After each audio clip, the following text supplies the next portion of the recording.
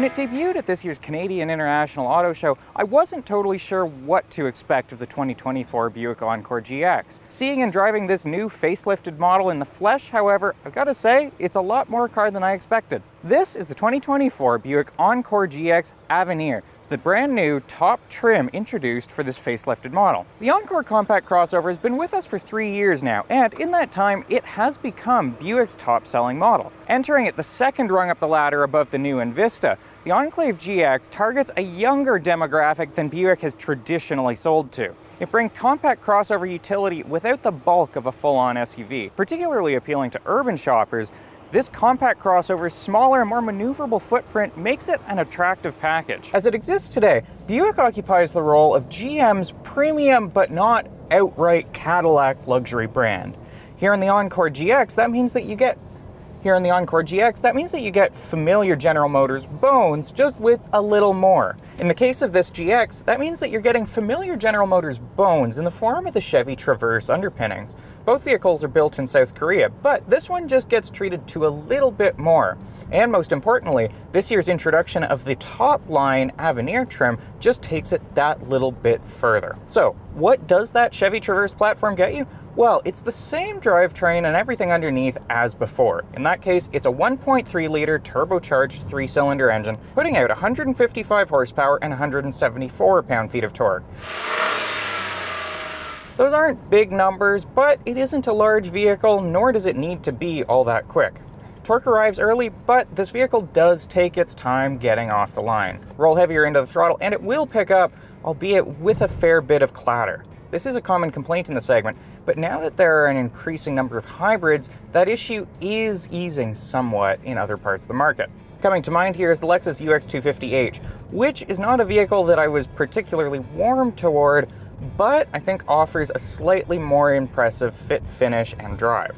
With that being said, the Encore GX is a very easy and accessible vehicle to get into and drive. Despite its tight proportions, a high H-point makes it really easy for your hips just to slide right on in. Then, once you get underway, you can enjoy a pretty tight turning circle, very easy steering, intuitive controls, and a clear cluster. That cluster is a particular focal point too, as one of the key features of this 2023 update is the addition of the new 11-inch central infotainment display plus the smaller 8-inch cluster. And being based on Android Automotive OS, it also opens the door to quite a number of apps too.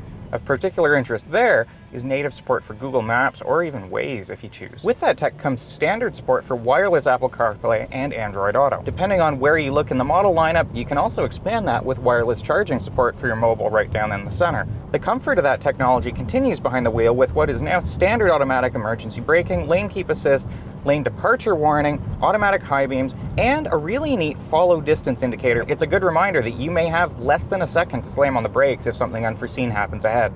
Optional as you move up in the trims are parking assistance, a 360-degree camera view, blind spot indicators, adaptive cruise control, and a camera rear view mirror. Now, Avenir is a big deal for Buick, and it's coming close to half of their overall volume. With its introduction to the Encore GX, that means leather 8-way front seats with adjustable lumbar support, a heated steering wheel, and auto-dimming rearview mirror.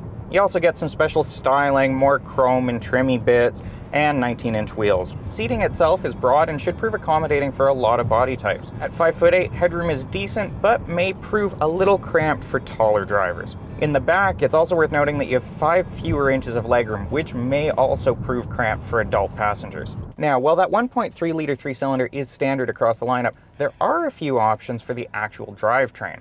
Shoppers simply speccing the base preferred trim will be looking at front-wheel drive through a CVT. That is probably not going to be your most enjoyable drivetrain, but should do the job respectably. Coming in $2,000 above that at just shy of $33,000 Canadian is an all-wheel drive version of that preferred, which comes with a 9-speed automatic transmission. All-wheel drive and that 9-speed automatic transmission continue along the rest of the lineup, which extends to the ST Sport Touring volume trim and this here Avenir. Now, while that 3-cylinder engine is common across the entire lineup, there are 2 options for actual drivetrains. The base preferred trim Encore GX, which comes in at just shy of $32,000, comes front-wheel drive with a slushy little CVT. Spend $2,000 more than that and you can upgrade your preferred to all-wheel drive with the 9-speed automatic. That 9-speed auto and all-wheel drive combo continues up the lineup to the ST volume trim, which introduces a lot more desirable options, which you can read more about in the full review.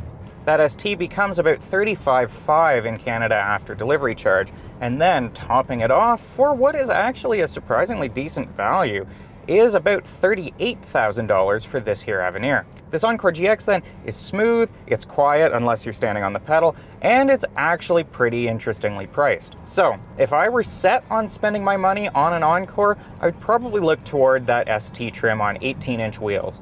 The 19s here still have enough sidewall to remain comfortable, but that extra little plushness would be appreciated. If the heated steering wheel and lumbar support are important to you, Buick has priced it to make this Avenir really attractive, and I suspect we are going to see a lot of uptake on it. And to GM's credit, while not all the plastics and materials are quite up to scratch with some of its competitors, they have done a very nice job here. We've still got molded plastic stitching across this dash panel here, but lots of soft touch surfaces, good perforated leather. I'm quite pleased with this thing. For Driving.ca, I'm El Alder. For more SUV news, reviews, previews, specs, and stats, be sure to follow us online on Driving.ca and check out our socials over on Instagram and Twitter.